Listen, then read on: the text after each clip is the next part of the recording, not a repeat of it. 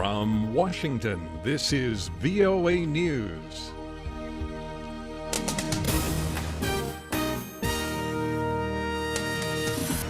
I'm Dave Deforest reporting. The United Nations Security Council and participants in UN-sponsored peace talks for Libya condemned an attack Tuesday at a hotel in Tripoli that killed at least 9 people.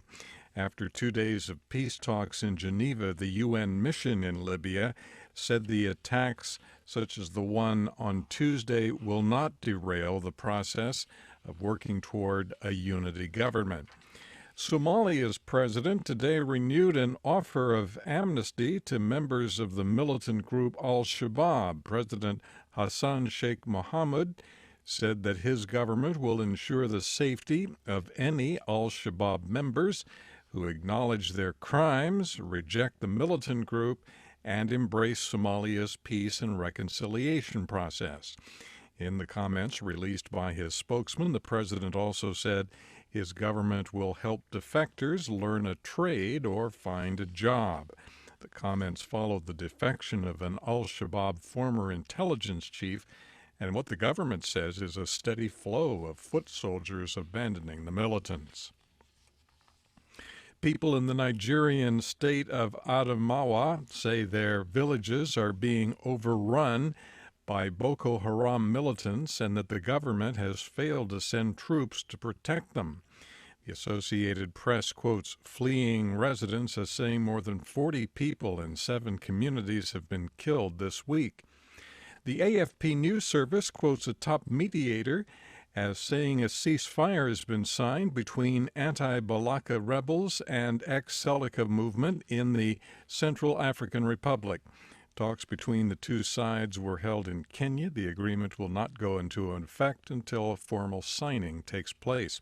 Reuters reports 6 Bulgarians detained by Sudanese rebels after the helicopter in which they were flying made an emergency landing in South Kordofan province, where combat was taking place.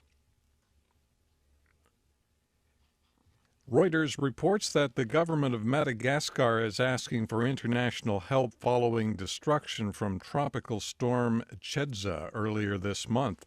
The storm caused damage of about $40 million and displaced more than 100,000 people. A nighttime attack by pro-government militants has killed a number of people in Mali. The suicide bomb attack took place near the town of Tabancourt. A Tuareg rebel group was said to be the target of the attack. A leading opposition figure in Tanzania was arrested today and charged with holding a political rally without a permit. Ibrahim Limpuma, the chairman of the Civil United Front, pleaded not guilty in a Dar es Salaam court. Tanzania is due to hold a referendum on a new constitution in April and a general election in October. Israeli Defense Forces say they have launched air and ground attacks into southern Lebanon in response to strikes launched by the militant Hezbollah group on the disputed Golan Heights. The United Nations confirms a peacekeeper, a Spanish soldier, was killed in southern Lebanon as the Israeli military and Hezbollah traded fire. 2 Israeli soldiers were also killed. Scott Bobb has more. Lebanon's militant Hezbollah group said in a statement that its forces targeted an Israeli military convoy in the Shabab Farms area of the Golan Heights, killing what it said was a number of troops. The Hezbollah statement indicated its strike was in response to an Israeli attack 10 days ago in Lebanon that killed 6 Hezbollah fighters and an Iranian general. Israel says the Shabab Farms area is part of the Golan Heights it seized from Syria in the 1967 war. Syria and Lebanon say the area is part of Lebanon. Scott Bobb, VOA News, Jerusalem. Jordan's information minister says his government is ready to trade a jailed terrorist suspect for a Jordanian pilot being held by Islamic State militants. Mohammed al-Momani made the announcement on state television today as a deadline for a possible execution of the hostages approached. Δεν θα υπάρξει καμία μονομαχία μεταξύ της κυβέρνησής μας και της Ευρώπης. The new Greek Prime Minister, Alexis Tsipras, says he wants to reach a fair, viable, and mutually beneficial solution with the international lenders as he begins to reverse the nation's austerity measures.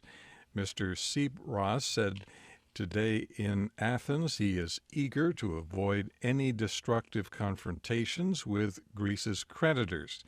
But he said Greece could no longer blindly submit to the demands of the European Union.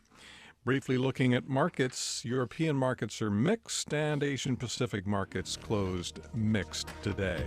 I'm Dave Deforest in Washington. That's the latest world news from VOA.